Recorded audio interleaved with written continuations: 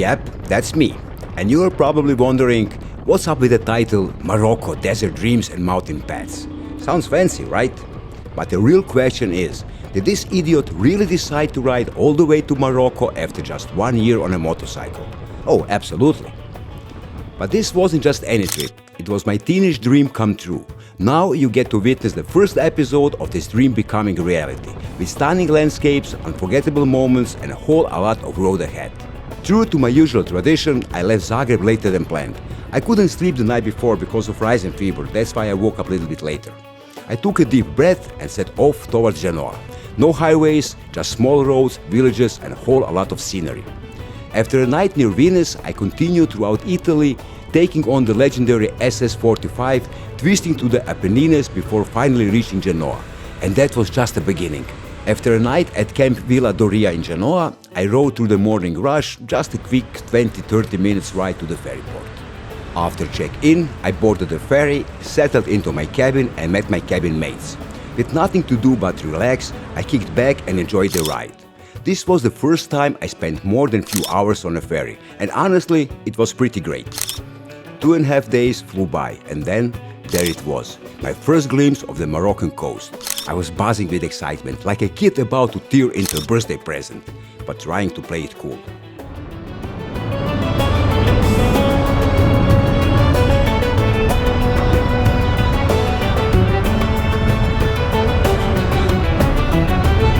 And here we are, my first time rolling onto African soil. But I held off the excitement until I cleared customs and passport control. Then it would feel real. Meanwhile, the port was massive. I was zigzagging left, right, up and down, just trying to get out. My adventure kicked off earlier than expected. Before I even cleared customs and passport control, right after turning off my GoPro, of course, I got rear-ended by a car, right in front of a policeman. The bike went down and so did I. The driver jumped out looking terrified and genuinely sorry. I checked the bike, no visible damage. The officer asked if I wanted to file a report, but I waved it off. No harm, no need for drama. Just in case, he took the driver's info and gave me his number. The guy was so relieved that he even offered me a place to stay if I ever needed one. And after a big hug with the driver, we each went our separate ways. Still a bit shaken from the accident, I finally cleared customs, got through police checks, exchanged some money and moved on. I skipped the street vendors aggressively selling SIM cards and found a proper store instead. That's where I got my first taste of Moroccan kindness. The shop owner patiently helped me set up my SIM, despite my complete lack of French or Derija. Derija is the Moroccan dialect of Arabic. With everything written in Arabic and French, I was clueless. He could easily overcharge me, but no, he set it up honestly. I paid and off I went, heading south. I headed towards Tétouan and onward to Chefchaouen, where I stayed at Camp Azila, offering a stunning view of the blue pearl of Morocco. And it truly is a blue pearl. It's all buildings painted in every shade of blue, creating a magical atmosphere. I wandered through its colorful alleys, soaking in the charm and of course indulging in the local food. That's when I had my first taste of tagine, and my friends, I never experienced such an explosion of flavors in my life.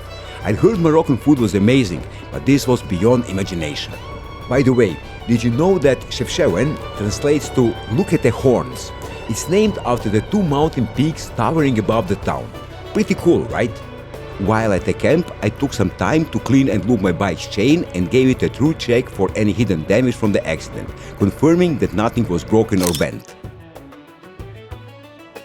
Oh, and I also made some furry four-legged friends. The self-appointed camp security cat. This little boss strolled over like, "Alright human, drop everything, petting me is your new priority."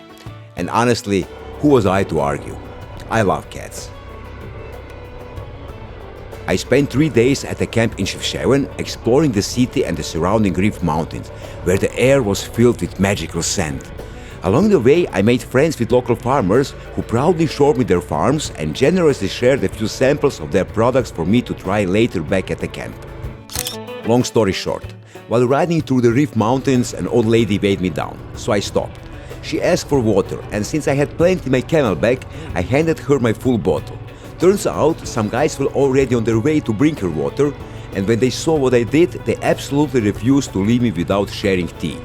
And just like that, I had new friends, a warm welcome, and a first-hand tour of their farms and products. Sometimes kindness comes with bonus perks, I guess. While you enjoy the scenery and the winding roads of the Rif Mountains, let's talk a bit about how this whole Morocco adventure came to be. My first big trip, a teenage dream finally coming true. The plan, if you can even call it that, was pretty simple. Get to Morocco, and that's it.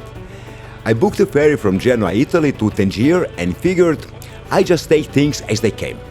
The only structured part of the plan was deciding where to stay on my first night in Morocco. If the ferry arrived late and the border crossing took too long, I'd crash somewhere around Tangier. And if I had more daylight, I'd push on to Tetuan. If things went really well, which luckily they did, I'd make it all the way to Chefchaouen. Beyond that, no real itinerary. Just two locations scribbled on an old envelope, Gara Medouar and Asif Malul Trek. That's how I like to travel. Pick a general direction, know the final destination more or less, and figure everything else out along the way. I don't plan my exact route, I don't book places to stay in advance. When late afternoon rolls around, I start looking for a camp or a room. I also tend to avoid big cities and well-known tourist spots, preferring the adventure of discovering remote places instead. That said, looking back, maybe a bit of planning wouldn't have hurt. Morocco is big, and with some extra preparation, I could have avoided a lot of backtracking and maybe even seen a few more places. Lessons learned. And honestly, maybe I should have waited another year before taking this trip. I bought my bike in April 2022, and while preparing for Morocco, I quickly realized I was missing some essential gear and tools, and more importantly, some basic skills, like changing a tire.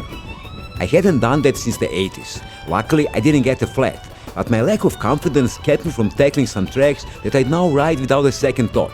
So yeah, lessons definitely learned.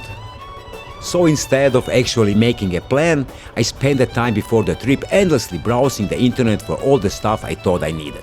Camelback, new tires, body armor, gas bladder, some tools, you name it. But my biggest concern, clothes. I knew I'd be riding home in early October, which in Europe can already be cold and wet. Definitely not ideal for my summer gear with its big mesh panels. I had already learned that lesson the hard way after finishing TED Croatia in September the year before. Once the sound went down, it got way too cold to keep riding, and about 150 kilometers from home, I had to find a place to stay overnight. Morocco, on the other hand, can still be blazing hot in September, which, surprise, surprise, turned out exactly to be the case. In the end, I went with my all-season gear, but for the upper part, I wore body armor with an MX jersey over it. My jacket was strapped to my luggage, and that setup worked great, until I crossed the Atlas Mountains and hit the southern parts of Morocco. Hello, Sahara. My pants, which are perfect for riding in Croatia, suddenly felt like a portable sauna. The ventilation openings were just too small, and there were definitely moments where I was cooking. Lessons learned, sometimes planning does help. On my third and final day in Chefchaouen, my birthday, I decided to treat myself to a proper room for the night. But as I was packing my tent in the morning, I felt off, weak, sluggish. And then I noticed the telltale scratch in my throat. Oh great, I knew exactly what was happening. My lifelong weakness, gulping down ice-cold water when I'm overheated. It's like a cheat code for getting a sore throat or even worse, full-blown laryngitis. And of course, it had to happen now, on my birthday. I tried to stay optimistic. Sometimes these things pass quickly, other times, not so much. Hoping for the best, I packed up my stuff and checked into a room that I booked through Booking.com. After settling in, I took a short ride around the Rif Mountains, but as the day went on, my throat got worse. By evening, I was running on empty, shuffling around Chefchaouen like a sleep-deprived zombie. I got lost multiple times, barely processing where I am. Eventually, I found a place to eat and ordered couscous, because it was Friday after all. But by then, I felt so awful that I couldn't even eat. Defeated, I dragged myself back to my room. And then, another moment of Moroccan kindness. When I arrived at the guest house around 10 p.m., the owner's wife and her daughter were waiting for me. They told me I could bring my bike inside, into the hallway, so it wouldn't be left out on the street. I hadn't asked, they just thought of it themselves and even helped me push it in. I was genuinely grateful, not because I didn't feel safe, but because knowing my bike was right there with me meant I could sleep a little easier. No matter how rough I felt physically, I couldn't help but fall in love with Morocco and its people. Every interaction, every smile, every gesture of kindness chipped away at my insecurities. It's like the more I experienced their hospitality, the more I realized how much I have been overthinking things. The Moroccans have this way of making you feel at home, even when you're 1,000 kilometers away from yours. It's not just a place, it's a feeling, and it's impossible not to be swept up by it. Feeling worse by the hour, I made the decision to ride to Fez next day, find a camp and rest there for a few days until I recovered. My logic?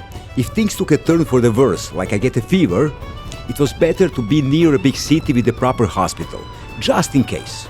Before we wrap up, let me share a local legend from the Rif Mountains, one that might make you think twice about stopping for random sounds at night. Locals talk about a mysterious woman who roams those mountains. Some say she was cursed by a sorcerer long ago, turning her into a half-goat, half-human creature. Others believe she's a guardian spirit, testing the intentions of those who pass through. The story goes, if you're riding through the mountains at night, you might hear a soft, haunting melody in the distance, a woman's voice singing, calling you closer. But if you follow it, the winding paths suddenly seem unfamiliar. You lose your sense of direction, the terrain becomes rougher, and just when you start realizing you're lost, the singing stops. That's when you hear it, laughter echoing from the cliffs, neither fully human nor animal. Some travelers say they caught a glimpse of her, a woman with piercing eyes but the legs of a goat, watching from the shadows before disappearing into the mist. Whether she's real or just a legend to keep people from wandering off the safe paths, who knows? But if you ever hear a beautiful voice calling you deep into the Rif Mountains at night, maybe just keep riding. And that's a wrap for the first part of my big adventure in Morocco. If you enjoyed the ride, don't forget to hit the like button, it really helps. And if you want to see what's next, make sure to subscribe. Thanks for watching and I'll see you in the next one. Until then, ride safe and keep exploring.